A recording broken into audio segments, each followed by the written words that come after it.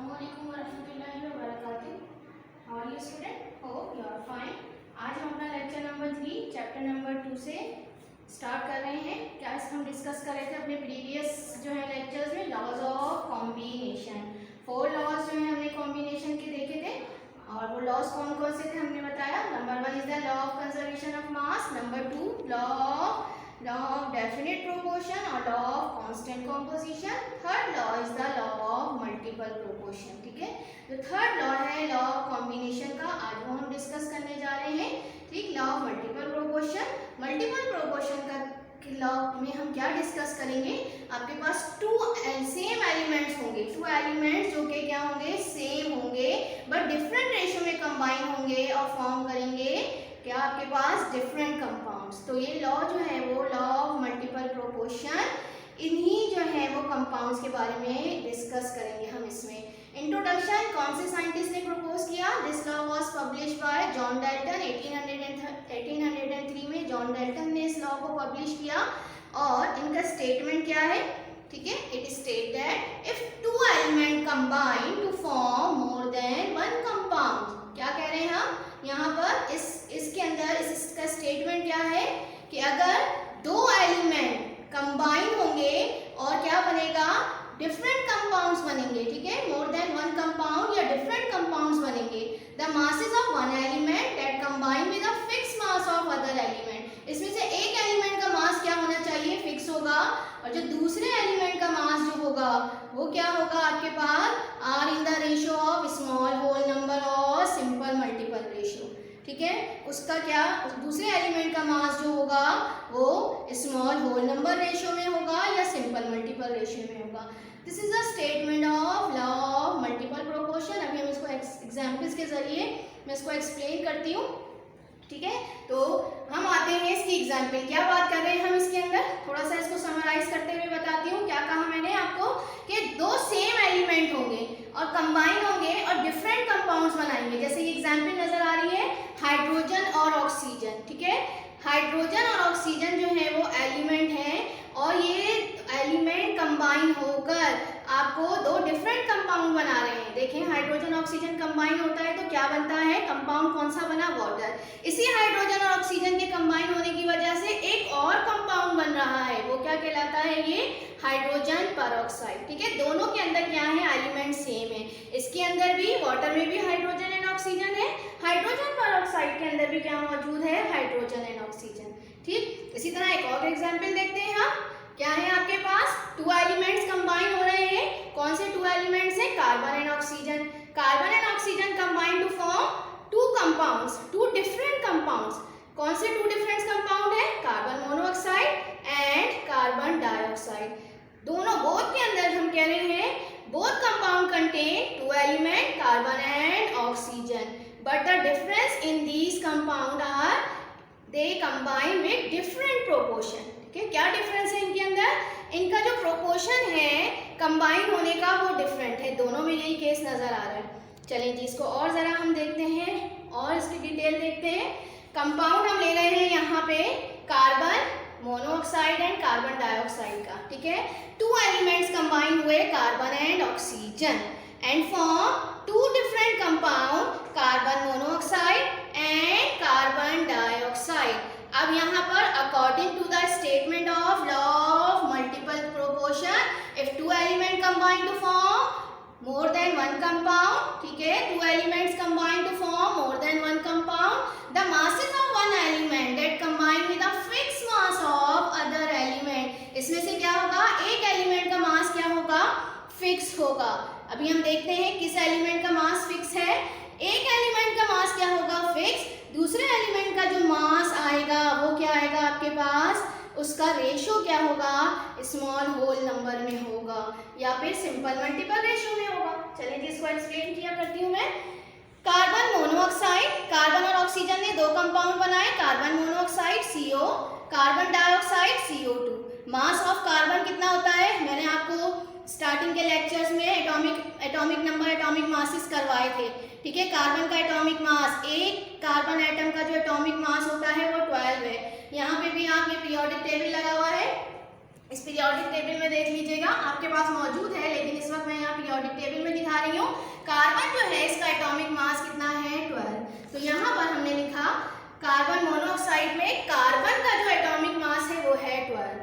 इसमें ऑक्सीजन कितने हैं, एक एटम है ऑक्सीजन का, और एक ऑक्सीजन का एटॉमिक मास कितना होता है 16। यहाँ पे देख लीजिए, ठीक है, ये ऑक्सीजन है, इसका एटॉमिक मास 15.99 यानी कितना हो गया 16। ठीक है, ये ऑक्सीजन का एटॉमिक मास है, यहाँ पे ये एक ऑक्सीजन है, एक ऑक्सीजन के एटम का एटॉमिक मास है। ठीक, अब हम देखते हैं किसका, एक दूसरा कंपाउंड देखते हैं। ये तो अभी मैंने कार्बन मोनोऑक्साइड में कार्बन का और ऑक्सीजन का मास बताया। कार्बन डाइऑक्साइड में देखते हैं कि इसके अंदर भी वही दो एलिमेंट है, कार्बन और ऑक्सीजन। इनके मासेस क्या है ये देखते हैं। यहाँ भी एक कार्बन एटम है और एक कार्बन का एटॉमिक मास कितना होगा 12। ऑक्सीजन यहाँ पे कितने एटम है ऑक्सीजन के, 2।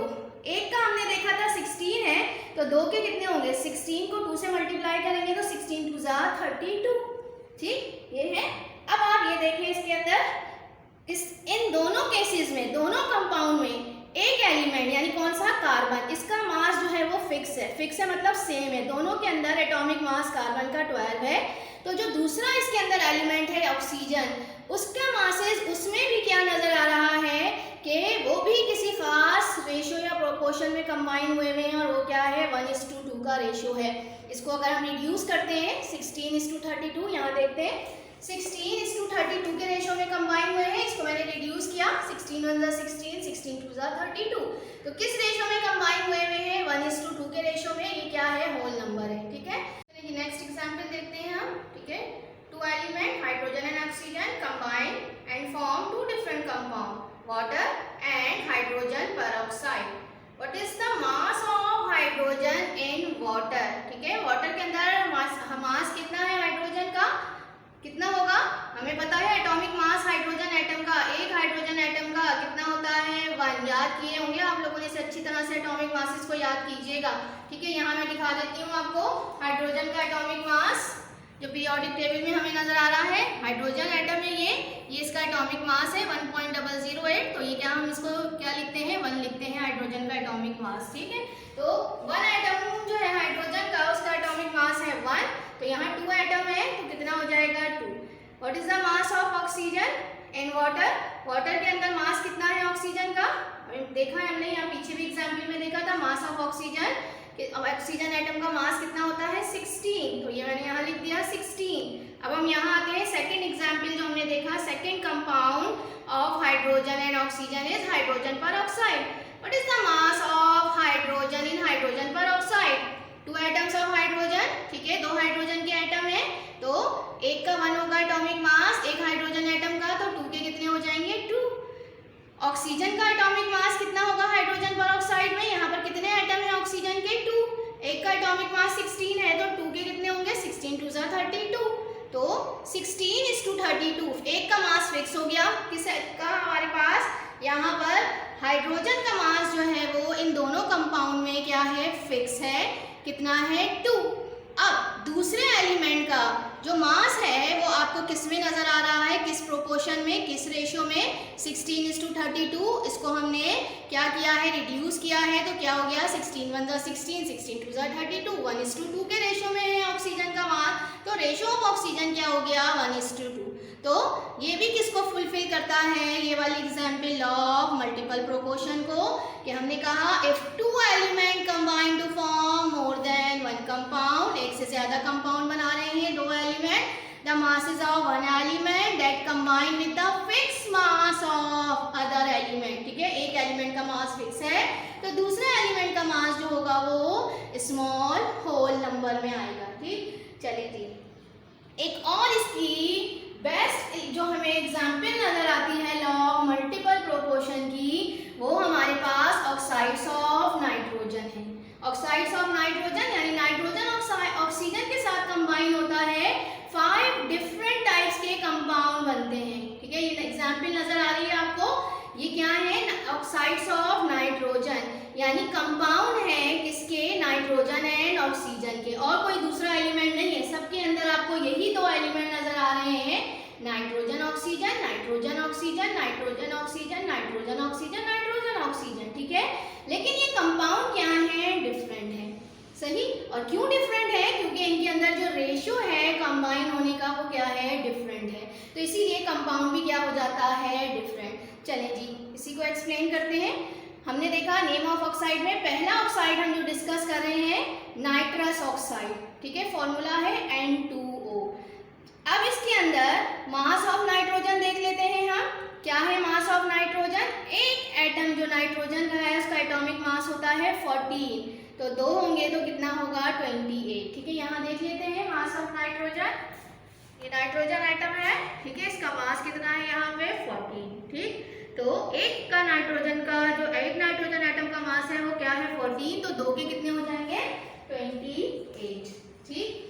अब नाइट्रस ऑक्साइड में ऑक्सीजन, एक ही एटम है ऑक्सीजन का, मास कितना हो गया उसका? 16, ठीक है। अब हमारे पास आगे को मैं टेबल बाद में एक्सप्लेन करती हूँ, पहले ये इन दोनों का मासेस देख लेते हैं नाइट्रोजन और ऑक्सीजन का तमाम कंपाउंड में।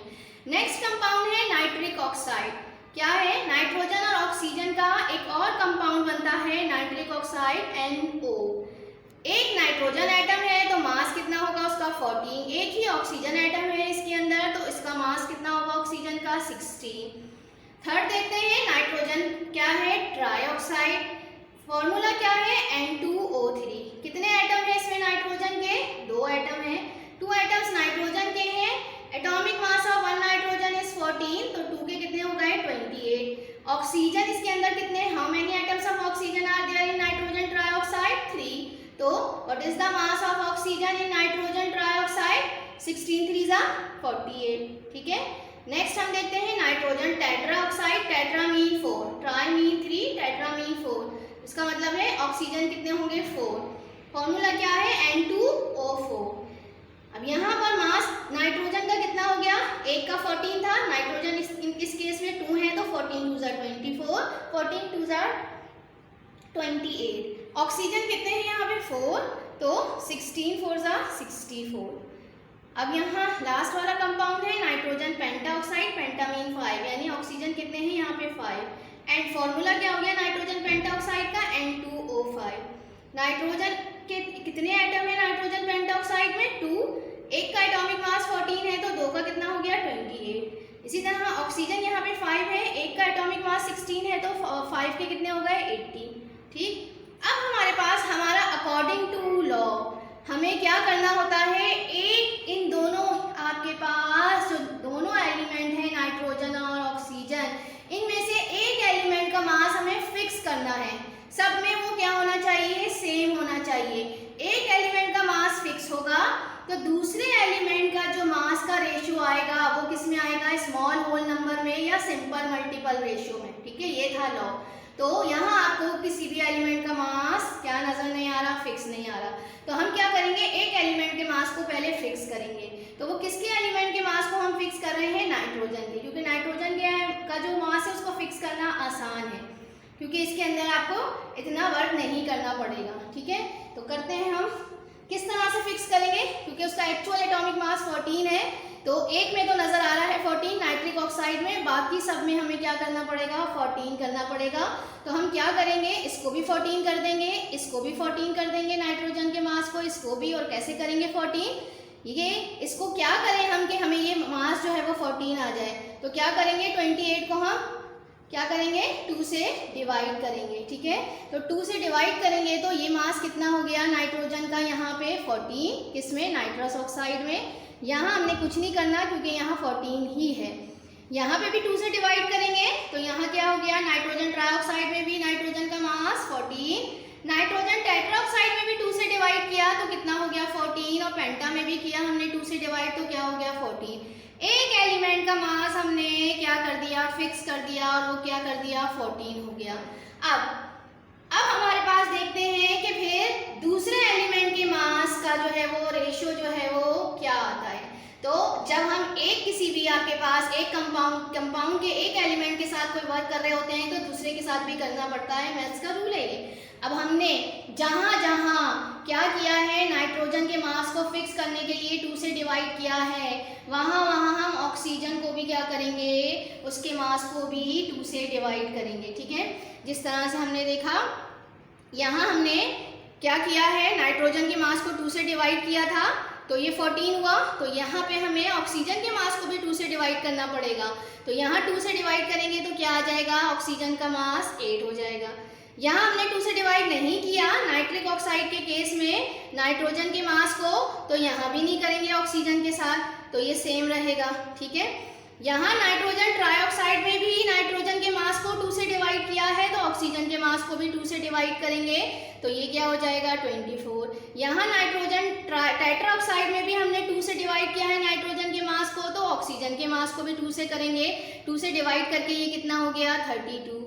नाइट्रोजन पेंटाऑक्साइड में भी नाइट्रोजन के मास को 2 से डिवाइड किया है, तो ऑक्सीजन के मास को भी 2 से डिवाइड करेंगे, 2 से डिवाइड किया तो क्या हो गया ये 40। ठीक है, तो ये क्या हो गए, वेरिएबल मास हो गए किसके, ऑक्सीजन के। वेरिएबल क्यों कहा, क्योंकि जब नाइट्रोजन के मास को फिक्स किया हमने तो फिर क्या हुआ है, ऑक्सीजन का मास भी आपके पास क्या हो गया है, चेंज हुआ है। तो अब यहाँ रेशो, अब इसके हिसाब से देखेंगे, एक एलिमेंट का मास फिक्स हो गया तो दूसरा जो है ऑक्सीजन, उसमें हमें क्या जो है वो रेशो नजर आता है। क्या नजर आ रहा है, अगर देखें आप 8 1 जा 8, 8 2 जा 16, 8 3 जा 24, 8 4 जा 32, 8 5 जा 40।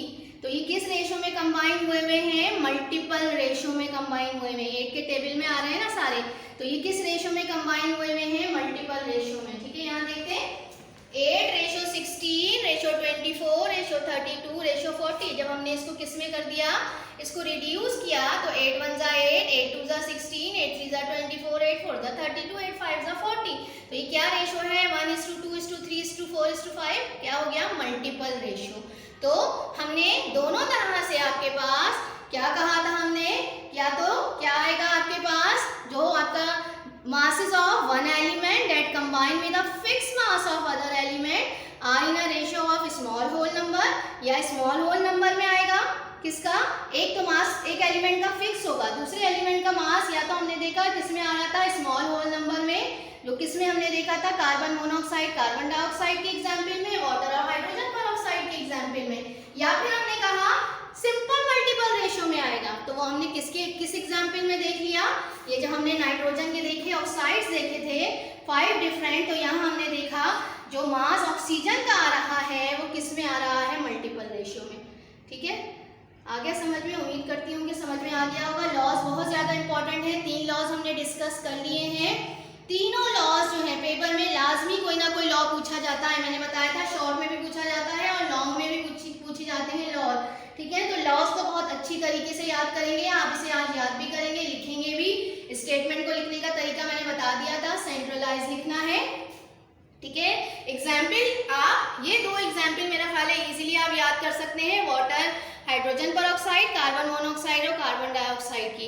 बुक में वर्डिंग्स भी मौजूद है, तो उन वर्डिंग्स को भी लिखेंगे और याद करेंगे, और ऐसे टेबल जो बना हुआ है इसको भी आप बनाएंगे और याद करेंगे। ठीक है, तो ये दोनों एग्जाम्पल, इन दोनों को बहुत अच्छी तरीके से याद कर लीजिएगा और इसे भी याद करने की कोशिश कीजिएगा, क्योंकि ये वाली एग्जाम्पल जो है वो आपको ज़्यादा क्लियर करेगी किसको, लॉ ऑफ मल्टीपल प्रोपोर्शन को। ठीक है, चलिए जी अपना होमवर्क नोट कर लीजिए, learn and right law of multiple proportion from chapter number 2। Chapter number 2 में लॉ ऑफ मल्टीपल प्रोपोर्शन मौजूद है। पेज नंबर है आपके पास कौन सा, 15। ठीक है, पेज नंबर 15 पे आपको लॉ ऑफ मल्टीपल प्रोपोर्शन मिल जाएगा, तो इसे जो है आप लोग लिख भी लीजिएगा और याद भी कर लीजिएगा। ओके जी, अल्लाह हाफिज़।